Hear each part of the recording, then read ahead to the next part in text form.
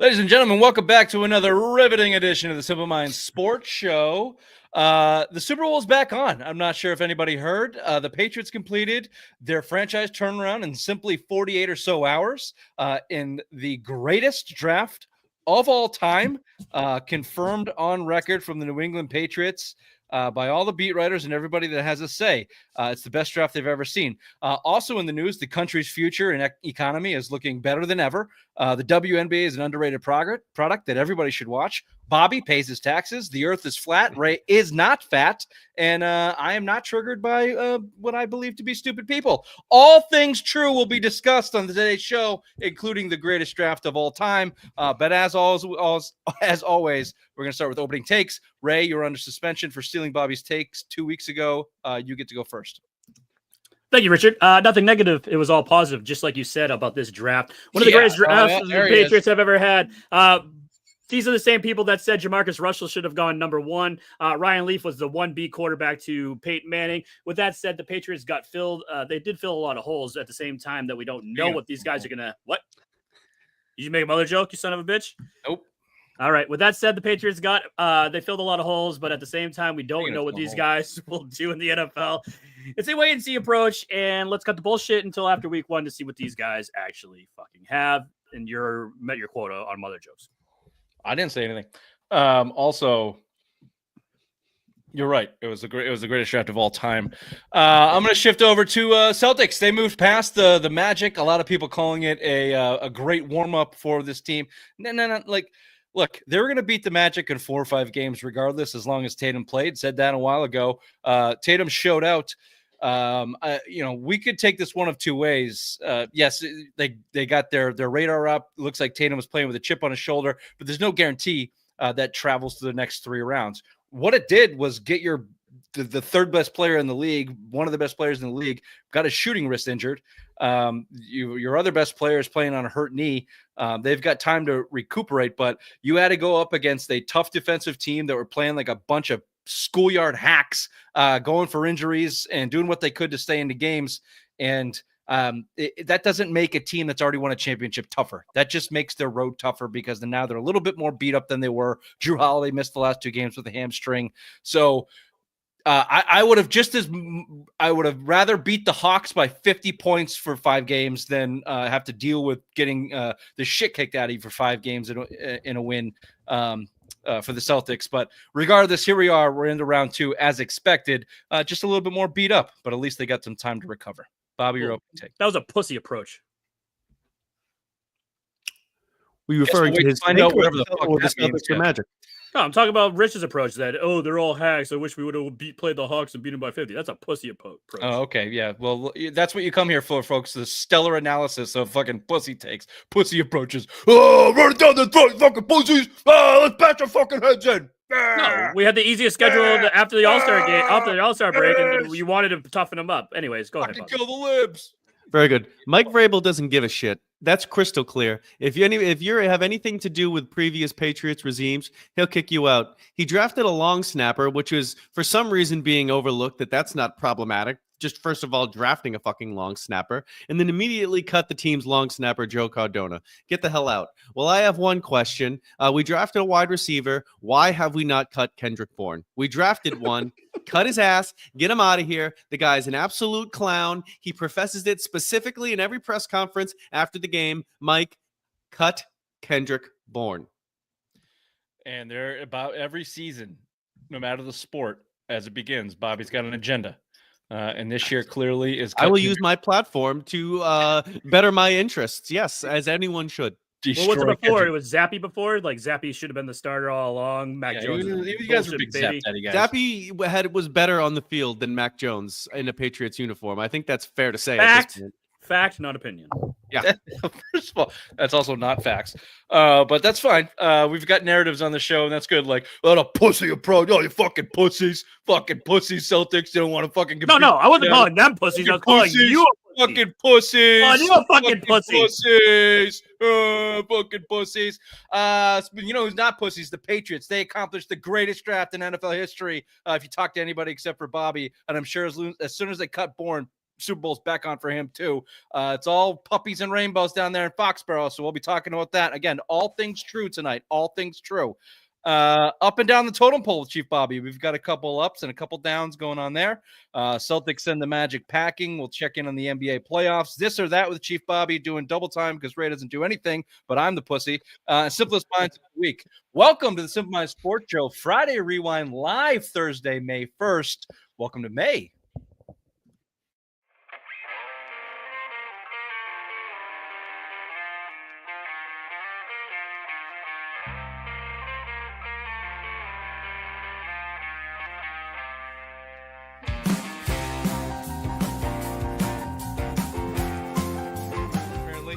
The Celtics are dumb front-running pussies.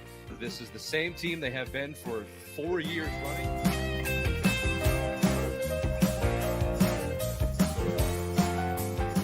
Well, my worst nightmare came true. Missoula and Mayo are friends. What the fuck? Apparently they've known each other since Virginia. They have these docking sessions where they talk about ball and managing people.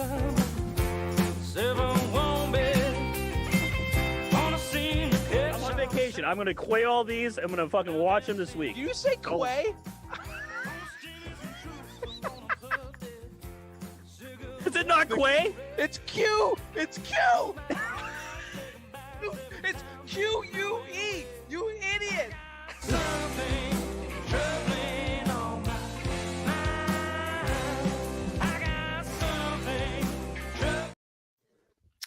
All right. If you're watching on YouTube, you're welcome. New room for Bobby.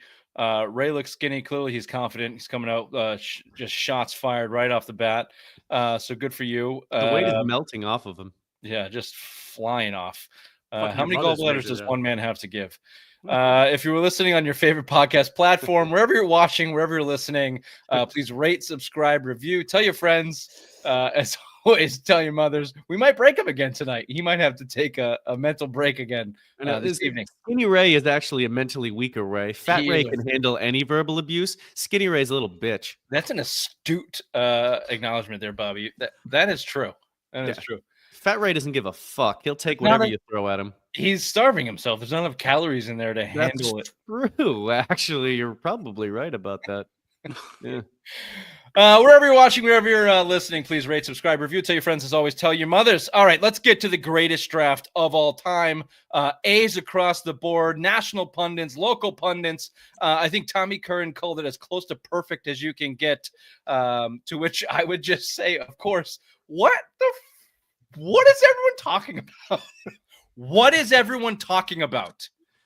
There's certainly positives to come out of this. Number one, they didn't draft Cole Strange in the first round. Great. Awesome. Nor was N'Keal Harry drafted in the first round, I don't think. Although Cole, we don't know. Will Campbell may be the N'Keal Harry of left tackles. We're not sure. We don't know. That's the whole goddamn point. This is a guy that was this was a draft that was clearly depicted as not good, just bad, almost across the board, with mediocre talent starting at your number 4 pick. And you took a guy at your biggest need that's been your biggest need for half a decade. So, yeah, I guess you get credit for doing that, but it doesn't mean he's going to be fucking good, especially when he's projecting to be a career guard, not tackle. So start there and then go from there. I like the fact that they address some needs, but I can pick holes in this left and right. Bobby started with the opening take and drafting the long snapper, which frankly is that's my least nit to pick. And I have some justification for that, which we can get to. But let me just lay it out. Everyone's seen it, but let me just give you all 11 picks this team make, and then I would like to get your biggest takeaways and some favorite moves and some least favorite moves. We've got a clip from Ryan Cowden, who we've yet to hear from on this program. So let me just give you the picks here, okay? In round 1, of course, at the 4th overall pick, Will Campbell, offensive tackle. Round 2, running back, Travion Henderson. He's from Ohio State. Campbell's from LSU. From here, I'm not going to know any of the schools. If you guys do, please shout them out. Round 3, their only wide receiver selected in this draft, Kyle Williams. Washington State. Yeah, Washington State University. I lied. I knew that one.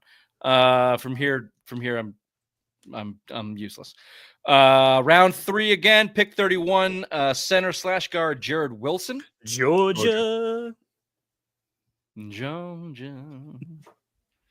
Oh, round 4, 106. What does SAF Safety. mean? Safety. They can't just put fucking S?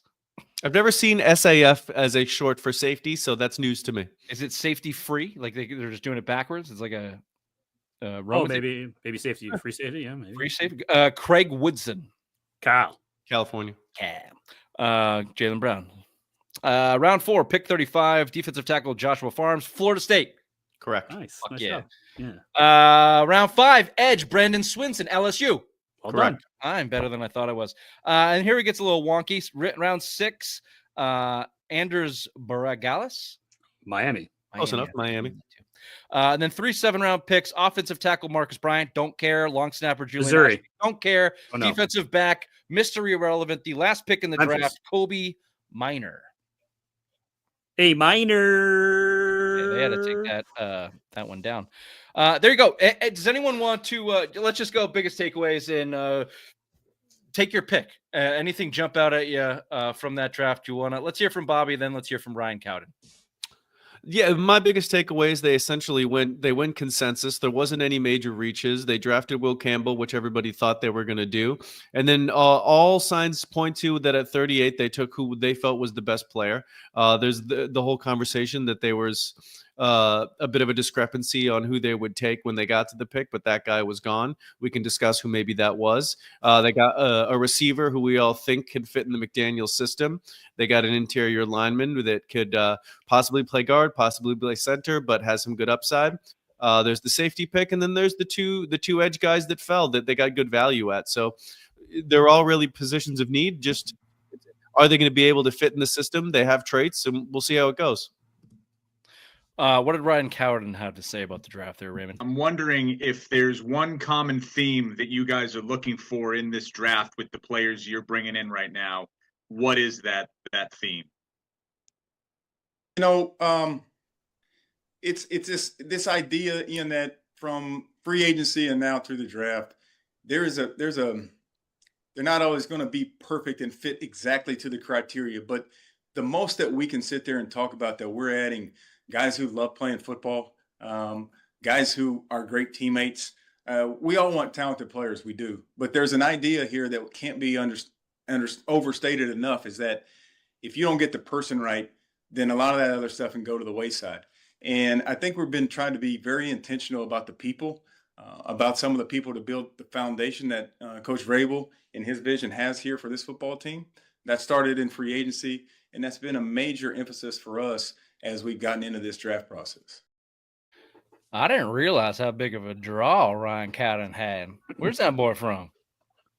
Alabama. Is he Alabama? Sounds a little more Texas to me, but we can look that up, I'm sure. There's Ryan Cowden, who I forget. I had this in my mind, and I said I don't need to write this down, and we all know that's not a correct statement. I don't remember his title, but it's a real good title. And I don't remember Elliot Wolf's title, but I remember thinking Ryan Cowden is above Elliot Wolf, and I think that is confirmed. Well, but title-wise, no. But yeah, I'm sure he's the guy up there. Yeah, Elliot Wolf, actually, he's like VP of player personnel or something like that, whereas I don't know what Cowden's is, but it's a title that you could be considered the GM with. But they both have like higher end titles. Ryan Cowden, Vice President of Player Personnel. That's it. We are. So Elliot Wolf must be president of. Elliot Wolf is Executive Vice President of Player Personnel. Oh, so why don't you nitpick the shit out of that? Ryan Cowden above Elliot Wolf. You know how I know that? Listen to the quote from Elliot Wolf after the draft. Quote, "I thought the process was phenomenal," Wolf said during his vital press conference. The collaboration with the scouting staff, the coaching staff, nutrition, football operations, everything was great. I just think the whole vision from the team is really good, he said. Not that we didn't have that last year or with Bill Belichick previously, but there was a lot of clear communication between Vrabel and our staff. He was around a lot of our meetings. It was really good process. And this one's on me from last year. We just didn't have an organized enough process. And Ryan Cowden and Coach Vrabel and Stretch really came in and helped me organize this. I think we're going to have a productive group. Not mentioned, you lose Bobby there. Not mentioned in this quote was something of like that they had a conversation or potential dispute about the second round pick, in which Elliot Wolf said there was a lot of productive talk, and it was great that they had a disagreement. And they inevitably came to an agreement because the guy that they wanted was picked and they didn't have to come with a hard choice. You know what all that sounds like to me? A figurehead that got shoved in a locker when Vrabel and his guys walked into town and they went, yeah, Elliot, tell me all you got. That's great. Good job, Elliot. Pat on the head. You did a good job, buddy. All your scouts are really good. This is great. And then behind scenes, Vrabel and Ricardo are just like, all right, this guy's a fucking idiot. This fucking squid. Kraft wants him to have a say. We'll give him. It's like a little brother, a little cousin hanging around. You just like have to be polite because the parents want you to. Elliot Wolf has been a rat fuck for years. That's how he got the job. That's how he's still staying in the job. He's got a contract. Kraft has fired enough people in this organization that are not working for him anymore. Elliot Wolf's still here. The dude doesn't have an ounce of fucking power. He has. I think 251 was his power. What? Say that again. Pick 251 was his power. Pick 251. Yeah, he gave him. They're like, all right, go get him, Elliot. He's like, what do you want, Elliot? 251 is right because the Bobby's point. He didn't even have the long snapper. Elliot Wolf's not drafting a long snapper. Yeah. Vrabel was running the board until the mystery relevant. No. Vrabel was running the board until he had to go take a shit at 251, and he's like, "All right, Elliot, take over from here. You got it." He was giving this press conference. He said the guys are signing the undrafted free agents. That they're cleaning up the undrafted free agents right now, and a lot of people will take that as like Elliot Wolf's guys. It's like no, like Ryan Cowden is in there cleaning up the rest of the roster. Elliot Wolf is a dead man walking until whatever his contract is up, and until Vrabel gets above 500 as a coach. Bye, Elliot. See you later. He had nothing to do with this draft other than the fact that his scouting team probably put together a bunch of work like we had talked about before, and Vrabel piggybacked on that, and his team used it to get his players. Can I say something real quick, though? Please. Did you hear the report about Elliot Wolf, how he was pulling double duty last year because basically Gerard Mayo didn't know how to run a team? Surprise, surprise. And he was like doing double the work, like helping him try to figure that out, plus scouting all these guys. So he really didn't have a good draft last year because he didn't have time to do it because he was holding Gerard Mayo's hand, taking him around the Foxborough, saying, this is how you coach the team. These are all your assistants, blah, blah, blah. So I don't know. Let's give Elliot Wolf a chance right now. Maybe no. You were right up until you said let's give Elliot. I was just trying to be nice for once, but no. I apologize. Two things can be true. Yes, everyone was put in a bad position last year, including Gerard Mayo, and certainly including Elliot Wolf, who was stuck with Gerard Mayo, who did not have a clue. All that is true. They walked into the draft blindfolded, and they tossed dicks at a marker board, and they failed. It was a horrible draft outside of Drake May, in which they didn't have a choice. He was the third best quarterback on the board. Hit. And that dick hit because it had no choice but hit. It was like anybody that was a big block one, Tuesday. Yeah. outside of that, Elliot Wolf was still in charge of free agency last year, which you whiffed on. So no, I have, and just the way that he's carried himself, the way that he speaks, and that corporate bullshit jargon, just like talking around everything, I don't have a lot of respect for Elliot Wolf, and I don't think he's been very good in his position, either with Belichick, Mayo, or here with Vrabel, which he's probably been stifled a lot. I will say this, Bobby. I have no idea if any of these guys can play. They drafted 11 players. They made no trades. They went chalk by all accounts. It seems like they had control of the board. The guy that they should have taken for the position of need seems like they took them. Seems like they got some value in the mid rounds. All of that is good to the point where, as we've said, it's the greatest draft of all time. If you ask anybody from locally to nationally, what I take out of all of that is they had a plan and they executed it. So step up from everything we just talked about under Mayo and Wolf, and even from Belichick in the last several years.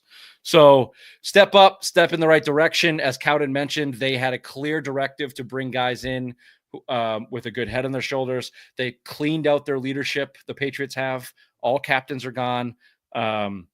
So there was an initiative. There was a plan. We are bringing new voices into this program. Anybody young that we draft is going to be of good character that loves football.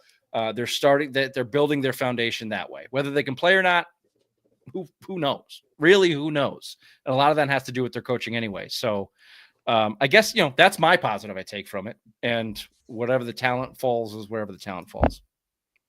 Yeah, I like to look at the offense a little bit and see how that they could have what Henderson and Williams really are. They've added some speed, they've added some weapons. They needed to change the offense, and we think about how McDaniels is going to use them.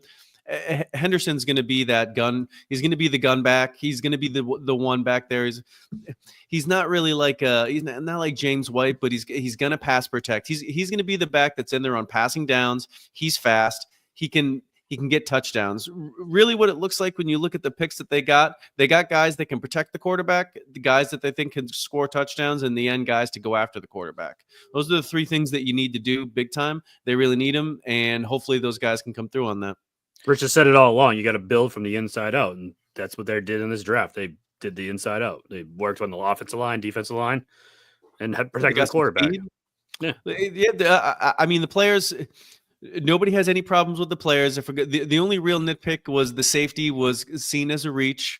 He wasn't really the highest safety on the board when they had taken it. That's fine if he's one that can play. He more fits their style. The other guys were more box safeties. This guy was more of a free safety, so maybe that's why they chose that. But if they can play, they can play. And in the fourth round, it wasn't like it wasn't as much of a thing as some of the other reaches we've seen from them in the past. That run, that 4th to 5th pick, that's my favorite part of the draft. I've been calling for a free safety since Devin McCourty retired, in which they have not addressed, and they've gotten burnt on year after year after year. They have nobody to play in that position. It seems like this kid plays it. Now, there's not a lot of guys, I don't think, in college football, correct me if I'm wrong, Bobby Bukaki, but because of the way the game is played, I don't think there's a lot of players that have that skill set that can be a quarterback in the secondary. No, they don't do a lot of single high safety. So it seems like this guy has a little bit of that. He can play a little man. He can play, it seems like zone is a good thing for him. They need that, especially, Vrabel's bringing in a new defense, so we'll see. But they put a lot of pressure on that front seven. They need a guy deep. So I like that pick. The Joshua Farmer kid, a lot of people, here I am. I'm about to tout the greatest draft of all time, but a lot of people call him the steal of the draft. He seems like a motivated guy, great size, interior. They need a nose tackle to play this defense. Between him, Barmore, Milton, and the guys they got up front, they've got a real nice depth there if Farmer can come in and play. And then the Swinson kid, edge was another position that they don't have anybody to play that role right now. Landry is an older guy that doesn't necessarily even fit that mold per se. And what I like about Swinson is, from everything I read, is they went down to see Will Campbell at LSU, and Swinson jumped off the field for him, and they marked him, and they kind of targeted him and grabbed him. So I like those picks. They were both possible top 100 picks before the draft. Let me give you the tackle. Let me give you the kicker and the long snapper and why I don't care about it. They needed both. Well, maybe they don't. Maybe you don't need a long snapper, but if you don't have one, you did need one because you didn't want to pay one $4 million next season. Who was also a captain in a holdover from the old regime, which was a clear point to get rid of. So that was, again, it was part of the plan. They knew Cardona was not going to be a part of this team, so they needed to fill that role. Both of those guys were highly touted. Berlagallis was the top-rated kicker in the draft. If he went to undrafted free agency, now you're in negotiations. Same with the long snapper, Julian Ashby. So they said, instead of going to undrafted free agency, let's just spend our draft capital on them. They took 11 guys. When you're in the 6th and 7th round and you're talking about kickers and long snappers, the draft basically resets. So it's all supply and demand at that point. So how many kickers are even worth a draft pick? You got the best one. I'm okay with it. You needed it. It's fine. And so what else are you going to take? You're going to take some schlacky fucking linebacker in the 6th, 5th that probably won't make your team? No, give me the best kicker on the board because you need it. I'm okay with that. Did you check his Wikipedia just to make sure he doesn't have any racist tattoos on him before? That's the last time we drafted a kicker. It didn't work out so well. Now he is kickers ago. He is from Miami and does have a suspicious name, so he might not be in the country much longer. But other than that, seems like he's a good fit. There you go. Any worst moves? What are your least favorite moves of the draft, Raymond? Will Campbell.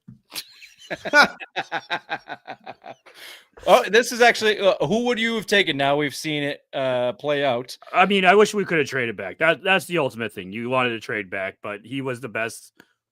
He was the biggest need that you guys needed to fill the hole with. So obviously, you got to take Will Campbell. Well, you saw the other two tackles. You also had Kelvin Banks and what the Missouri cat. What's his name? The right tackle there. Oh, Membu. Thank you. They went top 10 after that. So yeah, if they had traded to 10, they would have been out of that first tier of tackles. Yeah. But everyone was clamoring for, if we could have traded back, we could have probably, I don't know. I just don't feel comfortable taking Will Campbell at 4. Here's the second guess, and I don't necessarily agree with this. They took Henderson at 38 overall. Could you have taken Genty at 4, who was by far, head and shoulders the best running back and potentially a generational back based on the talent and what you would read about? Taking Genty at 4, use your draft capital to get back into the late first and take the kid from Oregon or Simmons from Ohio State and fill the left tackle spot with a guy that maybe has more question marks, I guess I would say, but maybe not really, because Will Campbell is long-term slot. Doing that, you're taking out. You're not drafting Kyle Wilson or Jared Wilson or Williams, because you would have had to trade one of those picks. So you're losing out on a player for Genty. Yes, well, that's what I'm saying. So it's you're losing a player, but you're getting that. So it's really more. What's your value there?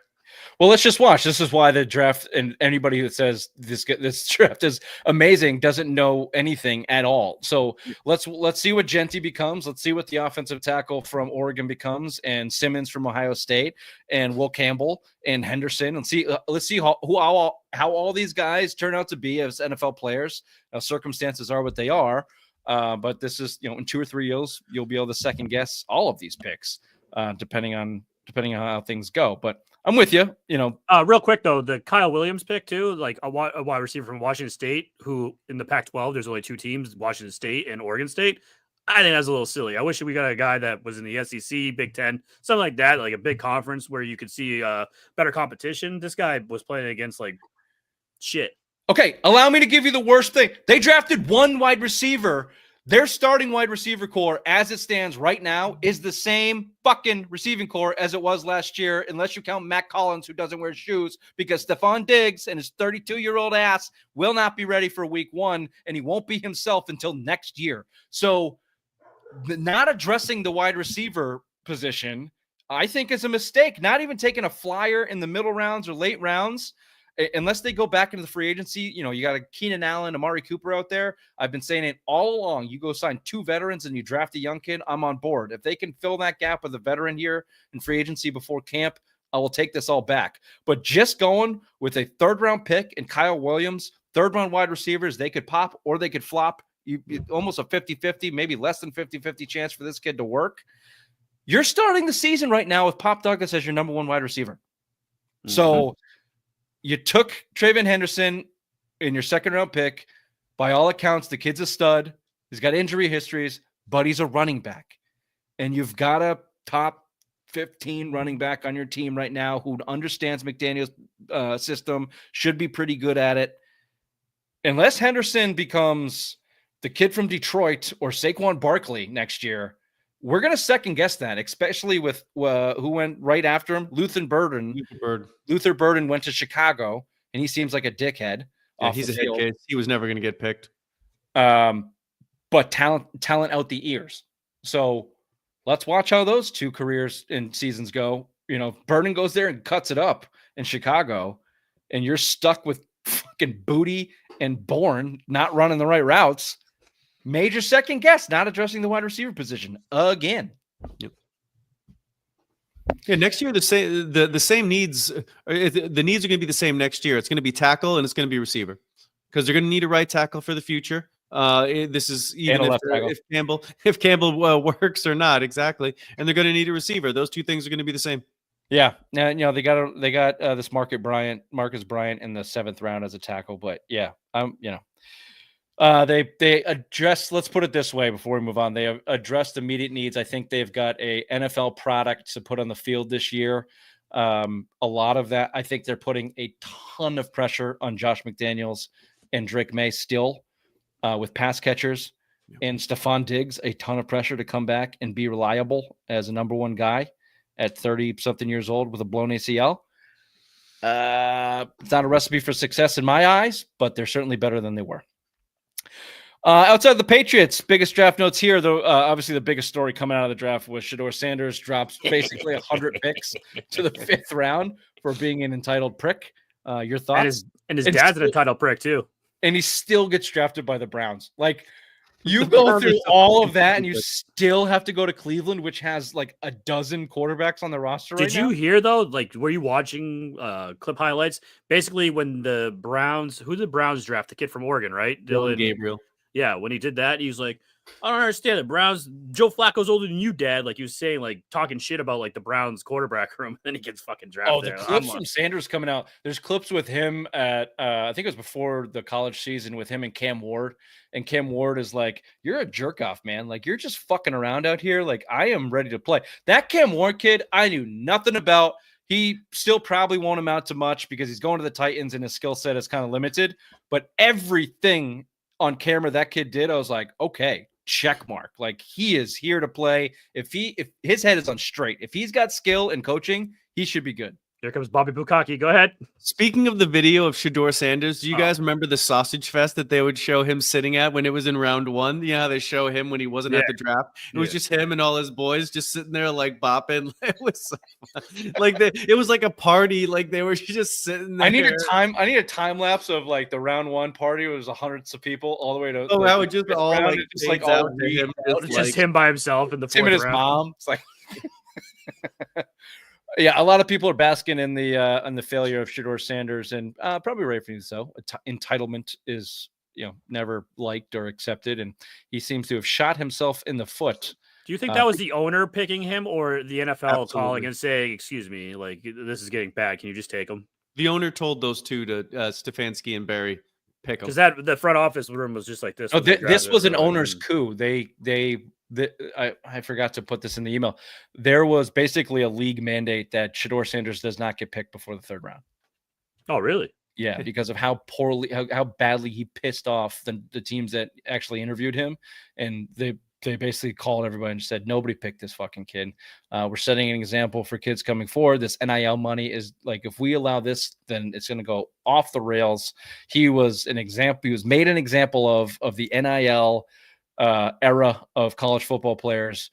I get you're making $6 million at Colorado and you think you're the shit, even though you haven't won a goddamn thing. And then his jersey's retired, Richard. Your daddy retired your number. Jersey is retired. Go suck a dick. Nobody draft this kid until at least after the 3rd round. That's a league mandate. It was basically reported. Which is funny because he didn't go to the 5th round. So like all the owners are like, let's see how far we can make this go. Yeah, and then he still has to go to Cleveland. Oh boy. A part of that, the Giants who traded back into the 1st round, everyone thought Shedeur was coming at whatever that mid-20 spot was. Nope, Jackson Fart comes into play. My new favorite player. The next Daniel Jones. I know nothing about this kid. I know, but I just thought it was Dart. Is it really? It's not Jackson Fart. I'm not sure. The Giants love their tall, white Southern quarterbacks. I'm going to go Jackson Fart from here on until someone tells me wrong. Giants also took Abdul Carter 3 overall, who asked Lawrence Taylor if he could have his number. Lawrence Taylor's response was, pretty sure it's retired. Go make your own fucking number, kid. How much coke you got, kid? Nah? Yeah. All right, get the fuck out. Yeah, 8 ball in the chairs, buddy. Steelers refused to take a quarterback, basically at all. Took Will Campbell, 185. Wait, what? Will Howard. Howard, sorry. I was like, wait, what? Will Howard. From Ohio I just thought he was trolling through this whole segment with the fart and the Campbell. That's why I'm like, wait a second. Yeah. Just confusing, Ray. And then this is the other thing I thought was funny, just because of the clip that came out. This Tyler Show, who was drafted by the Saints, who basically like the one highlight that keeps going around, he was under pressure, but not really about to get sacked, and just kind of like tossed it in the air. Like fuck. Nope. Yeah. Yeah. Fuck. No. Just threw it underhanded. Not today, Jesus. Fact Not that he's about to file today. for Social And Security. like, we're gonna take that guy above Shador Sanders for the Saints. I thought that was funny. And he's 26. He's gonna die soon. Yeah. We all are, Bobby. We all are. What a shitty draft, other than the Patriots, who had the greatest one of all time. Mm. Okay, so there you have it. We're going to be back with Up and Down the Totem Pole, Chief Bobby. But before that, a Southern edition of Headlines with the Obvious One.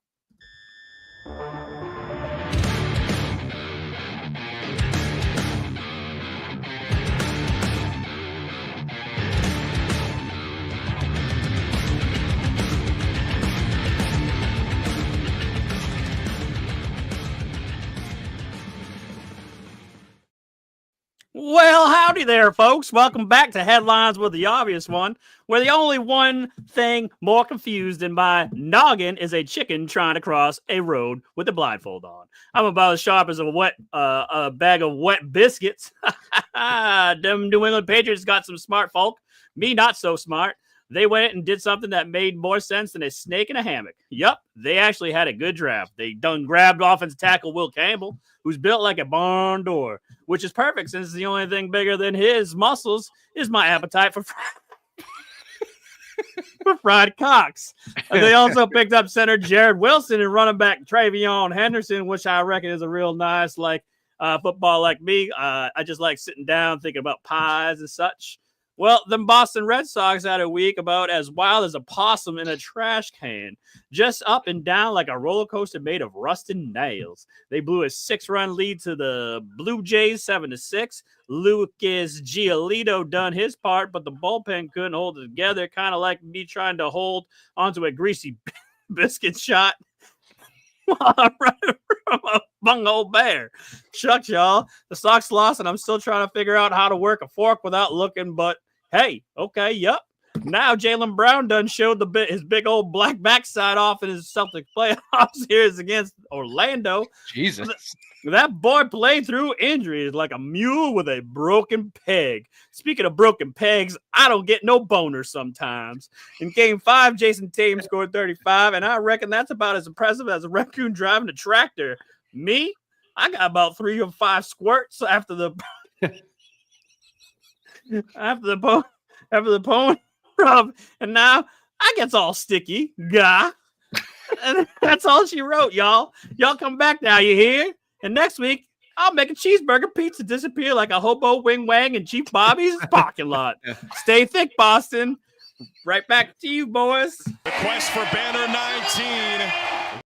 Oops, sorry. That was wrong. Up and down.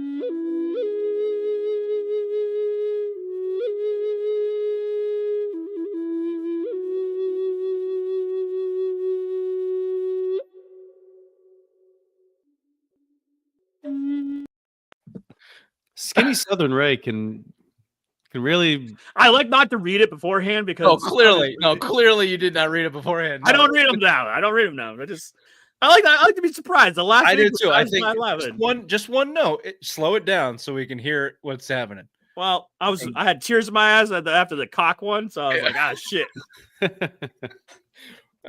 Thank you, Raymond. You're welcome. Thank you. Cocks are always funny.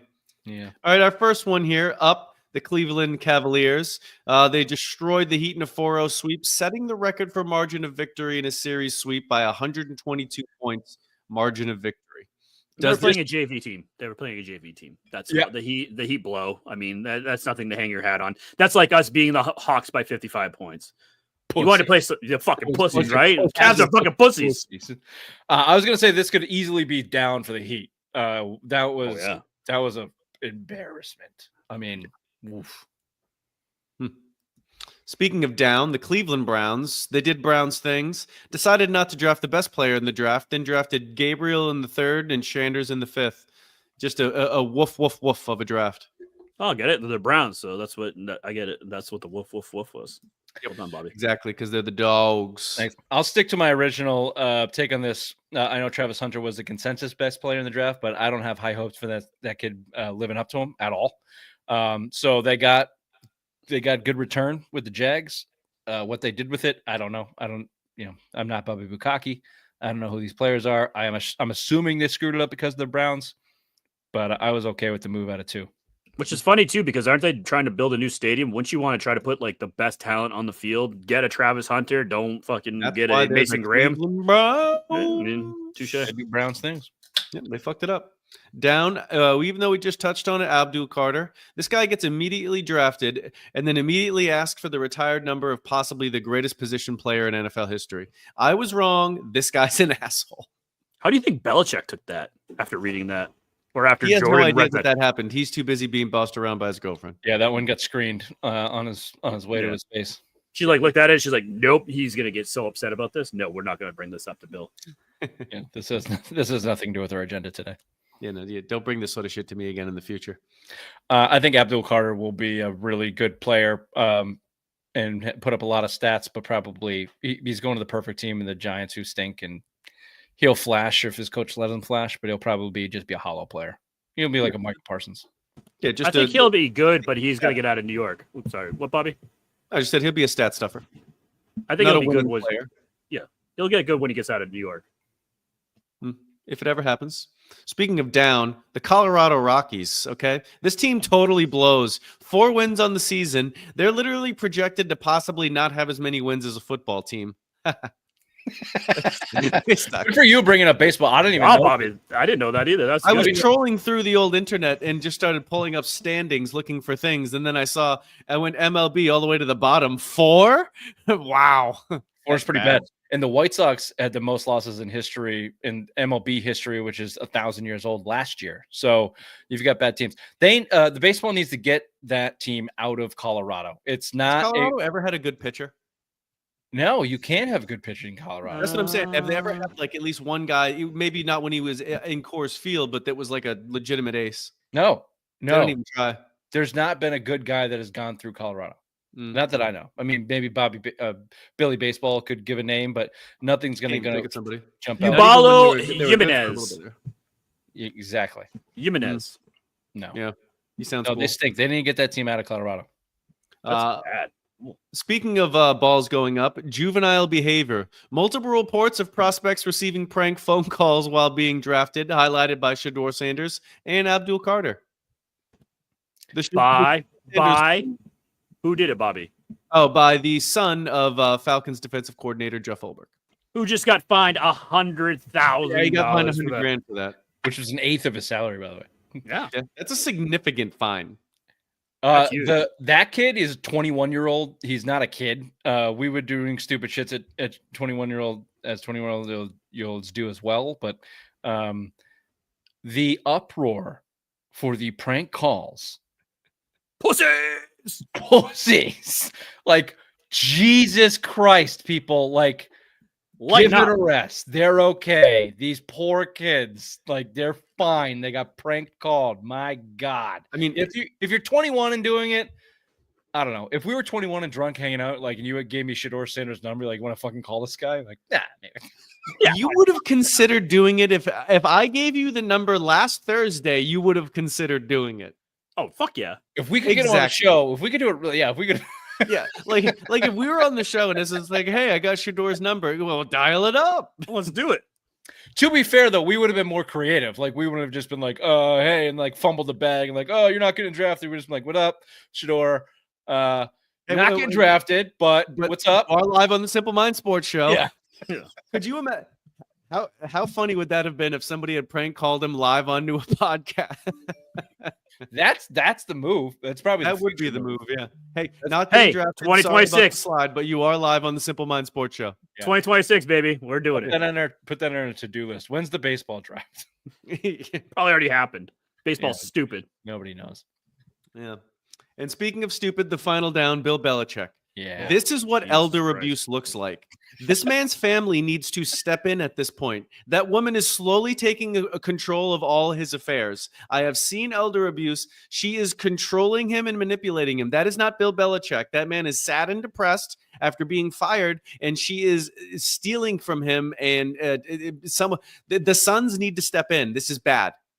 First of all, Bobby, I'm muting you, but elder abuse. Did you watch Me and Rich Fuck Your Mother? Is that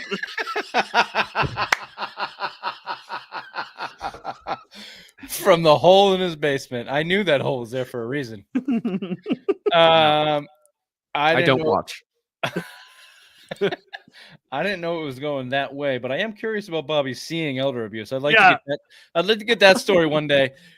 Two things on this. You're exactly right. This woman is taking advantage of Bill Belichick, but it's not recent. They met. They've been doing this since 2021. So she was underage. Got them hooks in now. She was 21 years old at that, or 20 years old. She 2021. Oh God, watch radio math. Yeah. So yes, it's gross. She comes off horrible. She's probably, her intentions and morals are probably not right, and they're probably not screwed on straight. And it's sad to see Belichick in a shitty hoodie that was a prop on the CBS morning show because I'm from Navy and I'm all about the holistic guy. And they gave him a rip. She gave him a rip sweatshirt to look like the. They wanted to look like that press conference we had that like he looked like hell and he had that raggedy thing on and it became a meme. Do you know what happened before that? Like the night before, his mom died.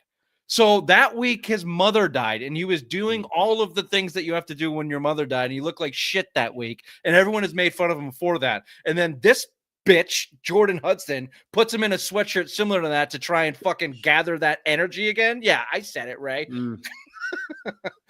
I don't like her for that. I think she's taking advantage. On the other hand, he's a 72-year-old bajillionaire who doesn't give a fuck. Clearly, like I don't think he's lost his constitution for like sense in life. He's probably just like, yeah, whatever. She's getting a fucking young fucking chick, and you think he goes down on her? No, absolutely not. No. Interesting. I don't think he has the attention span for that sort of sexual endeavor. Just looks at a whiteboard, like just a picture of a pussy. Just I'm gotta go down on her. Running a deep post. Yeah. All right, hold on a second. No. We're gonna take a deep post to the end zone. Yeah. It just shows a picture of Steven with the tongue meme of Steven. No, all of that is weird and gross and pedophilic, and she's 24 and he's 72. It's weird and fucking stupid. And none of it's cool. I think the end is like you just all of a sudden she's just like gone and you just never hear from her again because he's just gonna cut the cord one day and just like, okay, yeah, this was fun, bye. Like cut her off. Should be like, joke on you, Bill. I changed all the passwords. Suck it, dick face. It's like I don't have passwords, honey. Like I don't take my face. I don't give a shit. The daughter-in-law did say something online like this. We hate this girl. Like get her out of here or something. No, makes sense. Yeah, I'm cool. The inheritance. She's going for. That's what I was going for. The money. I hate this cunt. We need to get her out of here. I need that money. Stevie Belichick's like, come on, Dad. Like, yeah. Anyway, yeah. Jordan Hudson. Come on, Bill. Figure it out. All right. Let's take a quick break. We'll come right back with some Celtics thoughts. The quest for banner 19 rolls on into round 2. They wrap this thing up against the Magic in 5. They trailed at halftime, and they win the game by 31. Celtics advance 120-89 in game 5. Take the series 4-1. Tatum game 5, 35, 8, and 10. The only other Celtic to have, I said 30, it was actually 35 points in 3 straight playoff games. Mr. Larry Bird. Tatum on another level, still not getting the respect he deserves, but he's been getting that here on this show for well over a year. Your boy, Raymond, Jaylen Brown, good game. Not a great game. He needs to pick it up. 23, 6, and 3. Here's the turning point in game 5. Banchero leaves the game, finishes with 19, 9, and 6. Really the only guy that could do much. Franz Wagner is okay, but Banchero makes that team tick. Picks up his 5th foul like halfway through the 3rd on a legitimate call, which the Magic are still bitching about, which doesn't ever make any sense to me. It's like, get your 5th. What about the 4 before that? He got 3 in the 3rd quarter for bad defense and lazy bullshit. And from there on out, it was a rout. Celtics took over and blew them out. The only team in NBA history or something like that to win by 30 after losing at halftime. But even that second quarter, the end of the back half of that second quarter, the Celtics started to come on, and you could just see it. You could see it coming. So they couldn't miss. They couldn't miss in the third quarter. What was their field goal percentage in the third quarter? It was astronomical. At one point, they're 9 for 16, like in the third quarter. They weren't even touching the rim. It was just they're just going in. Anything they threw up was going in. You can feel it too when you're in the Garden. Like if you're an opponent and like that momentum the whole building just starts to shrink onto the court, and like this team knows how to fuel that as good as anybody. Who was the team that they played and the superstar was like, is it always like this in Boston? And Tatum was like telling him like, yeah, it's always like this. It's like a playoff atmosphere, like even when you're in the regular season. I know what you're talking about. I don't remember the player, but I remember the story. Yeah, it's good to see. I mean, that first half they played lackadaisical, uninspired. The building felt like it. It was weird.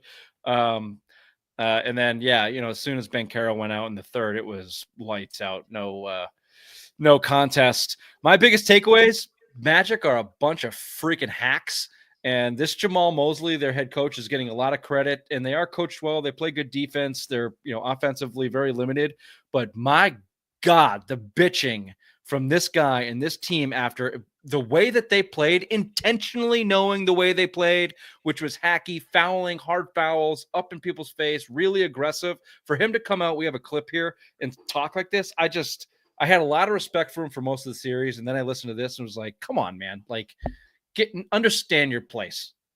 Jamal, what explanation did you get on the review on Paolo Banchero's fifth foul, and how did that swing the outcome of this game? Oh, it definitely swung the series. It definitely swung the game. I have no idea what the explanation was. He came into his path. All I saw was Paolo getting an elbow to the face or backed into the face, and he got to the foul. And that was a game changer right there. Your best player picks up his fifth foul in the third quarter. It becomes tough to come back from that moment, but our guys, continued to fight. We missed a ton of shots. They did a hell of a job getting down on the break and hitting some big shots in that situation. Jamal, what did you see there on Paolo's third and fourth fouls within the preceding 90 seconds? Driving to the basket and not getting calls.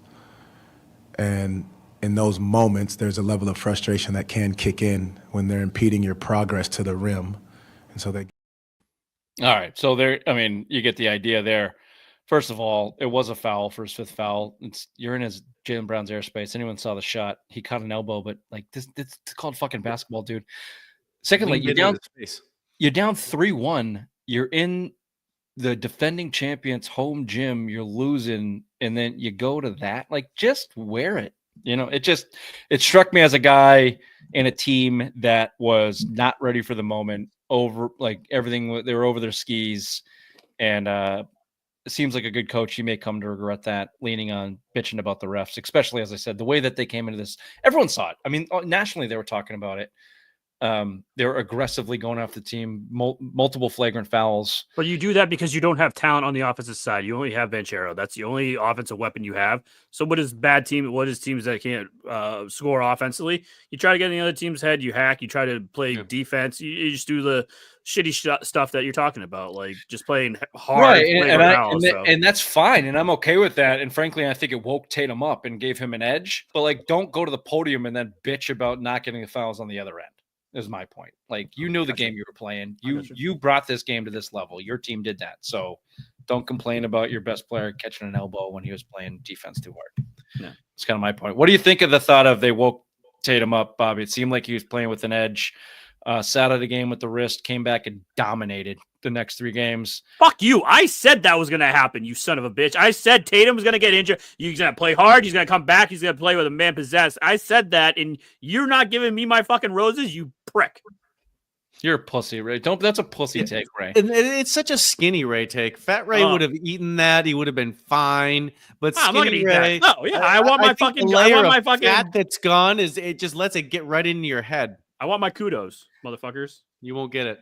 Yeah, I don't even remember you saying it. I remember you saying this is Jaylen Brown's series, and he's about to dominate, and he was the MVP last year, and now we saw. No, I said if Tatum's out for more time than just a game, Jaylen Brown can put this team on his back because he was Eastern Conference Finals and NBA Finals MVP. That's what I said. But I said when Tatum comes back, and I said when Tatum comes back, he's going to be a man possessed because now he's going to be hungry because people are going to say he's soft because he took a game off. Now he's back. He's going to dominate and get Eastern Conference MVP. Yeah, it seems like he's hangry. You're a little hangry. I haven't eaten since 12 o'clock. I'm very hungry. God, the starving. He is starving himself. He can't handle this. My goodness. Have a little snack before the show. It'll calm you down. Your mother wouldn't let me munch on that puss, you know? Oh, that was bad. That's good. No. That worked out perfect, too. Thank you. Tatum's got a chip on his shoulder. You could see it. This is the first time I've seen him throwing elbows, talking as much shit as he did, and not like to friends. He was motherfucking guys out there. Which is great, and he dominated. And this was the first time I've seen him get mad and play well. My question is, can he keep that going for 3 more series? He looked comfortable playing angry. He looked comfortable being physical. He didn't look like he was scared of that moment or that physicality, which at times in the past he kind of has. He's never backed down from it, but he's been shook. Maybe shook's a strong word, but he didn't look it there. So if he can hold on to that and bring that through the rest of the. And nobody can match the talent that he has or this team has if he is mentally strong and mentally fit. That's the number one thing, is that maybe you can get in this guy's head. If you can't get in his head, he's the best. I like how he got pissed too, because he wasn't shooting so many threes. He was actually driving to the basket. He was playing low down on the low post. It was nice to see. It was refreshing. He was playing playoff throwback basketball where he was going to do what he was going to do, and that was that. I'm hoping someone from the Knicks or Pistons does something to piss him off once again and just takes over. I think both of those teams are kind of cunty, so I'm pretty sure that'll happen. Here's what you want to look for, and I'm going to need a nod. I don't need words, Bobby. I don't need any acknowledgement other than a slight nod. Hold on. Go ahead. Joe Mazzulla made correct adjustments during this series. For anyone listening, Bobby gave a slow nod. No, he did not. But he is wrong. And that assessment, the Magic played this team one-on-one. There was no help defense. And generally, the Celtics are looking to drive, collect the help defense, and dish out and shoot threes. The Magic said, we are not playing help defense. You're not beating us by threes. We'll play one-on-one and allow you to get to the rim with your best players. So the Celtics did that because they have 2 of the best players in isolation ball in the 4.5 games to figure it the fuck out.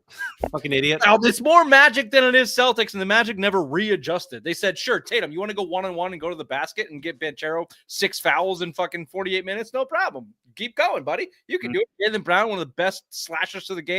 You're going to go one-on-one with no help defense so they can't kick out and let Derek White shoot a 3? Okay. Look, those are the choices you have to make against the Celtics because they're the best talented team in the NBA, potentially with OKC right there with them. But it was nice to see. Let's just give the flat. It was a fairly easy adjustment. But in years past, we've seen the Celtics be tepid about actually going there and trying to force their style of play down their throat. They didn't. They only had 24 3 attempts in game 5. They were in the 20s every game this series. They did not live and die by the three-pointer. They points in the paint dominated every game, 48-36 points in the paint in game 5. And then they won at the free throw line. Tatum is 100% of the free throw line the last 3 games. As a team, they were 21 of 24 in game 5. Again, they were dominating.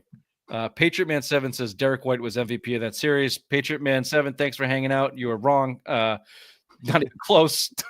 I mean, Jason. First game, he was MVP. You could say first game he was dominant. Derek White was very good in game 1. Third game, very bad. Jason Tatum had a triple double for 3 straight games, and they just put the Magic in his pocket and then pissed his pants. I think Patriot Man 7 is newer than Patriots, or he's like a Patriot, like a patriot.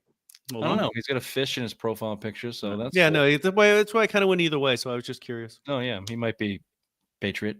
Might be a Patriot. Patriot. Pew pew. The refs, as we noticed or saw from the coach there for the Magic, Mosley, they're always front and center here with the NBA playoffs. Any problems with them specifically in these Celtics games? In the way that the games are being called? I'll just give you my answer. I like it. I like the physicality. I think it's great. Yeah, That's playoff basketball. That's what that is. You're supposed to have that. You're not supposed to have all these ticky-tack calls. I mean, did you guys watch the LeBron go down yesterday when DiVincenzo pushed him right to the ground and you flop it on the ground? I mean, let them play. Like, that wasn't a foul. You let them play. It's the playoffs. That's what we want. the NBA so misses one-on-one athletic competition, and whenever they are actually allowed to do it instead of a passing shooting contest, the games are great. So NBA basketball can be fantastic if you just let them play basketball. Yeah, and get a little physical with each other, both ways. I like it. All right, let's check in the rest around the league. You've got Giannis and the Bucks. Bucks blow. I don't know if this is true. 10-point. I think they had 10-point lead with like They did. 3 minutes They did. left. Yep. We call that a doc special. Yeah, Yeah. the Doc special. He's the only team in league history to blow. I forget the stat. A 7-point lead in under 35 seconds. He's done it twice. And then two icing on the cake. I mean, the game winner, Halliburton. It was a layup. It stole the ball. And Halliburton hit a layup on Giannis. And how did Giannis react when Halliburton's daddy came on the court?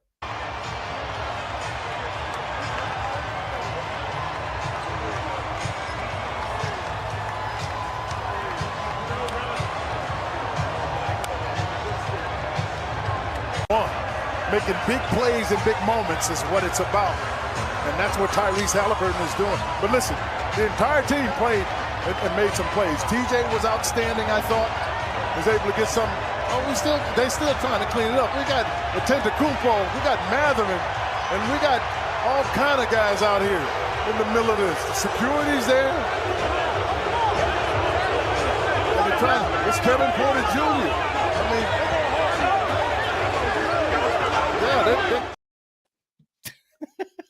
what a bitch. Although quickly moving up the hated athlete just real fast. Although I guess Halliburton's arguing with dad, an old man in his face.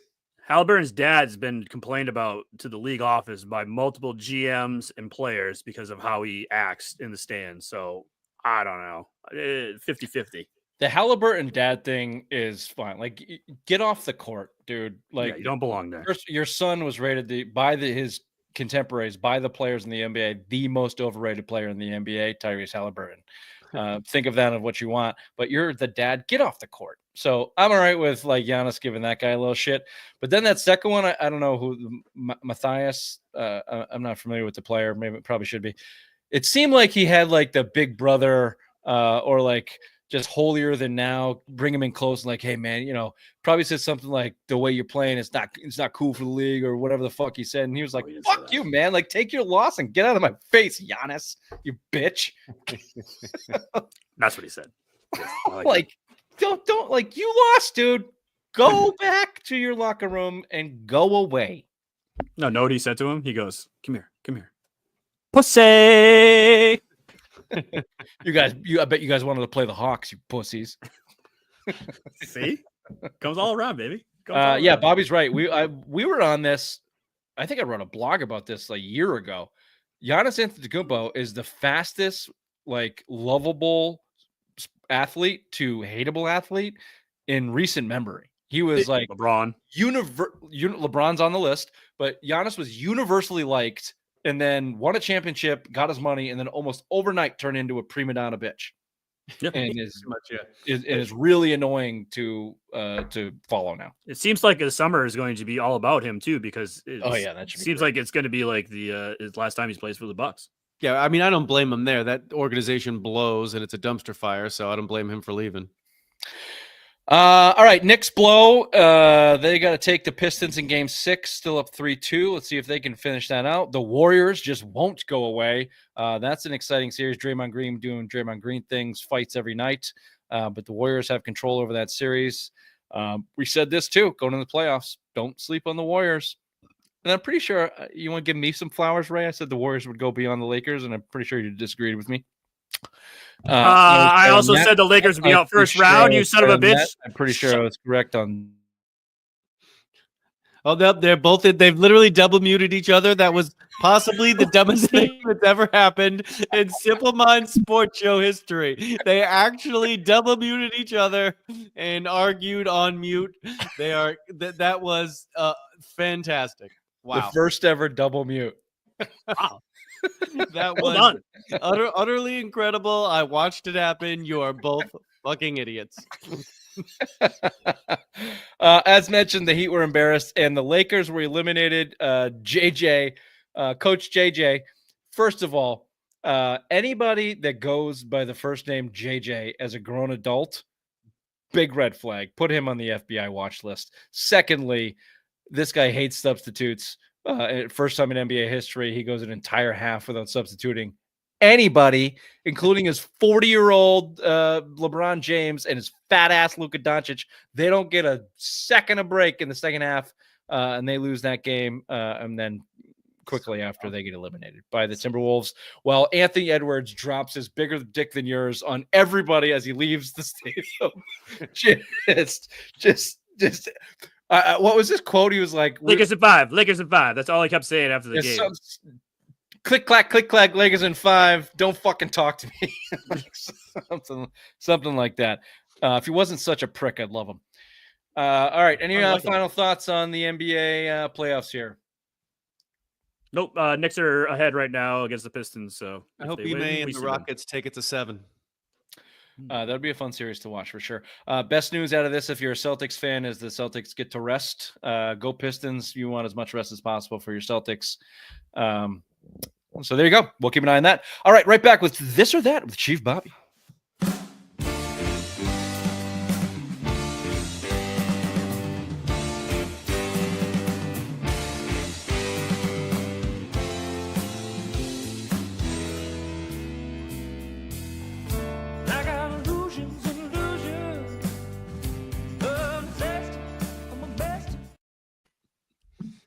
I want to talk about the double mute again. You two are just so fucking stupid. It took you each a little while to figure it out because I didn't figure it out until you started telling me that I was double muted. I know each of you are just sitting there yelling at each other with your own look of self-satisfaction that you've muted the other one, and then it was. Don't worry, it'll be a clip this week. It'll be a clip. Yeah, it was a pretty good one. Yeah. You're welcome. Yeah, thank you. What would you rather have? Some nice fresh bread or a nice fresh tomato? Bread. That's dumb. Tomato. Yeah, I thought about it after. I'm like, you're usually going to want to eat the tomato with the bread. So who wants a fucking tomato? What do you wear? Birkenstocks? Give me the bread, you jackass. Get your tomato out of my face.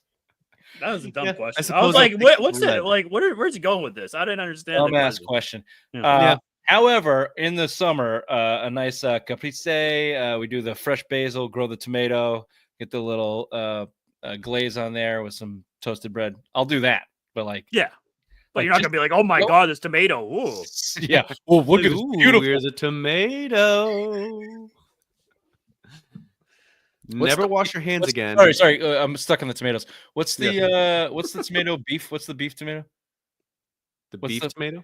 Yeah, it's called a beef something. Like a beefsteak tomato. Something. Tomato. Forever, I didn't know what that was. Everyone, I was like in the plant section or whatever in Home Depot, and they kept saying beefsteak. I'm like, this doesn't look like beefsteak. What the fuck is beefsteak? The hell is this? Someone told me it's a tomato, and it still doesn't make sense. Who the hell calls a tomato beefsteak? That's what we call Bobby's mom. Come on, Ray. That was a lowbrow joke, and you don't deserve to have made it. The joke in the moment sucked, but better believe the text chain moving forward, that's getting used. That's getting dropped. Well, I'll also use beef later on in this, but until we get there, never wash your hands again or never wash your hair again. Rich? I rarely wash my hands. So I thought you were gonna say hair. I haven't washed my hair in possibly flow, bro? 2 decades. Check this flow right now. Thick as a mo. That is thick. That's nice. Wow. I mean, it's not very thick, but it is. Yeah, I'll never wash my hands again. I'd go never wash my hands again. Yeah, I mean, I haven't washed my hair again in decades. It's a scam. So I would probably just go with that, and I'll occasionally wash my hands. Was that the same gel you had in the 8th grade? Maybe. It's the smoke from the teepee that keeps it. Yeah, it just keeps it nice and fresh. Gotcha. Yeah. Here's a good one. Sneak a peek at a dong in the men's room urinals or try and see through the stall to see who's pooping. Yeah. Definitely see who's pooping. Which would you rather know? See who's pooping. This is some sounds that come out when you're in the bathroom. It's just like, who's making this incredible noise? Just you just sit there and wait till they walk out. Just sit there, just keep washing your hands. Have you ever made eye contact with the sneak through when you look through to see who's pooping? You ever get an eye contact situation? Sort of. That's awkward. Do you know what's cool? Well, I don't know what airport it is, but they have they don't have the cracks. Maybe it's Atlanta. No, Charlotte. I don't know, but you can't see in there. It's beautiful. Like, this is I don't like that. I like an airy communal situation. Like, it's too stagnant. The sneaking a peek. I think there's a point in a young man's life where you got to kind of see where you are in the spectrum. Yeah, exactly. Just kind of see what's out there, poking around, seeing like, all right, where's everybody else at? And then after that, you got a good idea. So and you're disappointed. Yeah, it's never very good. Yeah. Must be nice to be one of those guys that's like, whoa, hold on here. Yeah. they notice it and they just kind of lean back a little bit. Like that. Exactly. Look at this stream. Take a candy. Yeah, keep looking, queer. Pizza cut party style in the squares or regular slices? Regular slices. What are you? Yep. Squares equal diarrhea. I don't want anything to do with it. Mm-hmm. How does a square equal diarrhea? Any pizza that cuts in a square immediately equals diarrhea. That's the fundamental rule. You can't get past it. I do like a good middle slice because crust is for losers, but the regular size, regularly cut pizza is crust is for losers? Yeah, crust is for losers. Who eats the crust? Everybody should eat the crust. You're a jackass. You don't eat the crust. You do not have this Hartford. Like, they need to get a good pizza place in there or something. Like, there's plenty of good pizza places. That's why I eat the pizza part instead of the loose bread at the end. Oh no, this is a crisp. We have fallen off the. No one can trust you anymore. Not that I did anyway. No, please. Not like you eat all of that crust every time. No, so first of all, I'm a father of two. Basically, all I eat is crust at this point. Bread, pizzas, fucking whatever. That's all I'm left with. So how is it at the Vine household then? Like, with all those children, like, does your wife eat all the crust? Like, where does it go? I eat first, and then they get the leftovers. With his fucking feet kicked up and his underwear on and his slippers, and throws them at the children as they weep on the carpet in front of him. all the food's put down. I pick through whatever I want, and then they're left with whatever's left. That's right. Bobby eats first, then you eat after. He says, "Wait, child," and he spits on it and gives it back. Ugh, crust. Have that. Exactly. Peasant food. That's how you do it. Take your bread. Give me my tomatoes. That's what makes sense now. That's why he doesn't want fresh bread. Full circle. Full circle. Full circle. Oh, well done, Raymond. Nice to tie it together. Thanks. Speaking of your beef stick, start beef with a biker game or ram your beefy hog in your boss's wife.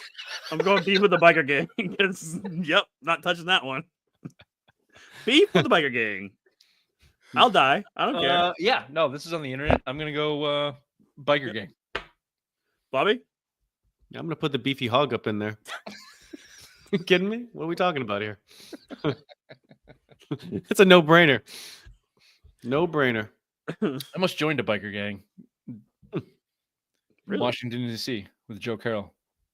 Huh, that makes sense. That makes total They were sense. called the Hooligans. It's too bad you didn't. I'm sure your life would have turned out real good. Yeah, we're close.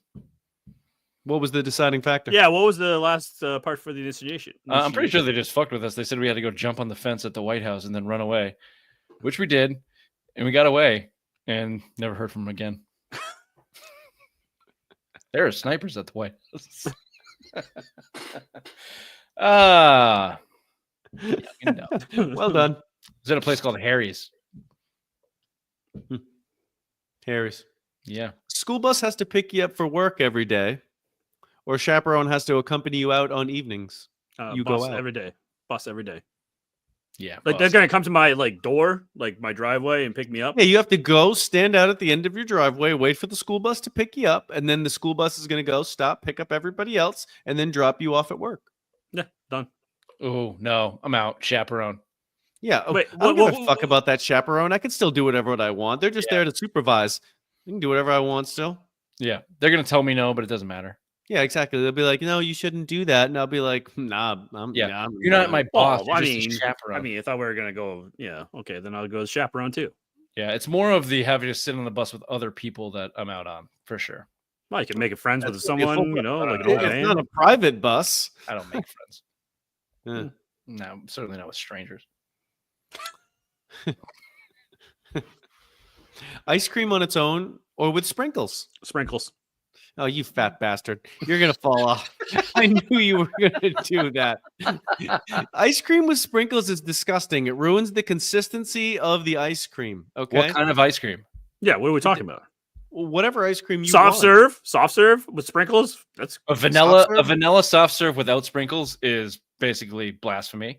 If you give me like a good Richard. flavored hard ice cream, then I don't need sprinkles. Good, Like exactly. Thank you, Richard. coffee or a Rocky Road or a mint chocolate chip. Don't put sprinkles on my mint chocolate Sprinkles chip. are That's for psychotic. children. If But you on a give me soft serve ice cream, it soft belongs serve there. ice cream, you need sprinkles. Unbelievable. Have a sandwich with meat on the outside and bread on the inside, or a sandwich with the condiments lathered on the outside. Oh, meat. You just give me the Yeah, meat and 'cause bread. I don't Yeah. want my hands with mayo and No, I don't mustard want and mayo, mustard, and hot relish. Blech. No, you're just gonna have greasy meat hands. yeah. No, I want. Isn't that how you The grew up only with your reason mother eat giving the you hugs and sandwich is kisses for the with her condiment greasy anyway. meat So I want the hands? condiment on the outside. I want to eat it first, lick it up. That's how I want my sandwich. Gross. You got a real problem, Vine. We'll be right back with Simplest Minds of the Week. Oh, back to school to prove to Dad that I'm not a fool. I will say, I don't know if you can tell by looking at me, I do have family members with Down syndrome. It almost got me. I dodged it, but it nicked me. Bit of a day walker myself. Are you stupid or something? I'm as stupid as stupid does.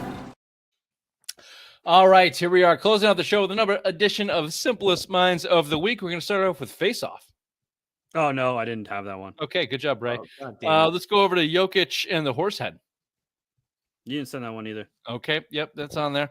Let's go ahead with horse diving. Over to.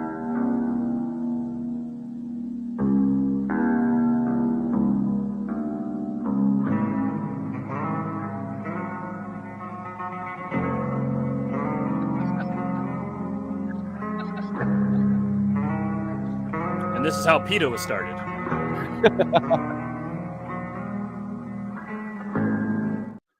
Those horses were real G's. That anybody did some that's good diving. listening, to the Omnibus music.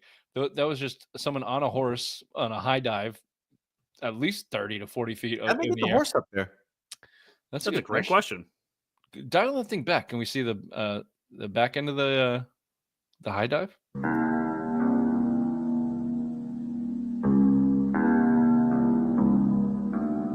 We can't see the back end of it. There must be just a big ass ramp. This horse is just jumping into a bucket of Rope. water. I guarantee you they rope them up. You think? You think they? Because if you have a ramp, they're gonna come back down. So you probably have to hoist them up with a rope so they have nowhere to go except for that fucking dive. Leap them off. Yeah. That was a sport in the 1920s. Horses just jumping off 40-foot into big ass pools of water. How do you think they that now? scored 'em? How do you score them and how imagine now DraftKings, like how would you? Well, I would bet think on that first one, I mean, the horse had its nose hit like in the water with like a minimal splash. So I would think it's really to get in and have least of a splash and not like a belly flop of a horse. You got to start Or like with how normal diving is. You get 3 points if the horse doesn't die. You start there, and I wonder how many horses died in that sport. Probably quite a few. You know how many people Probably a got few upset about it? Not many. Probably not. Horses die all the time. Horse races, they shoot that. Who was it that died that they euthanized on the Kentucky Derby, or was it the Belmont? Seabiscuit? Was it? No, I don't know. that was not Ryan Mayo. Ryan Mayo did not die. It's the only horse. It's the only horse I know. All right. Seeing as this has been nearly a complete failure, let's see if Ray pulls it together with this last one, the illustrious Aussie twins. These fucking cunts are fakes. All right. Try to talk separately, but we're not ourselves. Clearly, Yes. speaking in unison is a thing that you do. How? Yes, that's right. How does this happen? Well, it just happens, and we don't know why. But we have tried to talk separately, but we're not ourselves. It's not us, and it's very hard. And and we don't care about the critics. We tell people if you can't stand listening to us, simply just switch off the TV. Do not switch off the TV, guys. Do not. Do not say that. Okay, please no. I want to be clear on that. But sorry, how does it feel, Paula? I'm going to ask you a question, and I want you only to answer it, Paula. Okay, well, I'll try and answer it as best as I can. Okay, I can see Bridget trying to speak. I also think it didn't feel right. It's so. How do you know? What is going on that means that when one of you speaks, the other one just instinctively has the same thing to say? What's going on? Oh, guess what? I wish I could answer that question. It just happens. You don't like these women, right? I do like these women. See,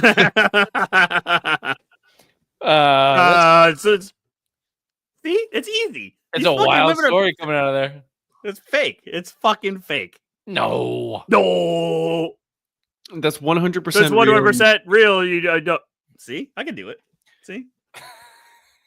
You do have the mental capacity of a mentally handicapped person. There are clips from these twins from like the 80s. It's a long gag. News story that they've got on. It's a long gag. Long con. You think it's a long con? Yeah. Well, good for them if they have that sort of dedication to the con. I don't have a problem with that. Seems like it's worked out well for What them. happens when they get mad at each other, though? I wonder. They yell at the same thing at each other. You son of a bit. They double mute each other. Double mute. That's when you need to double mute. And it always comes back around. All right, this has been the Semi Sports Show Friday Rewind live Thursday, May 1st. We'll see you next time. Bye-bye. Bye-bye. Bye now.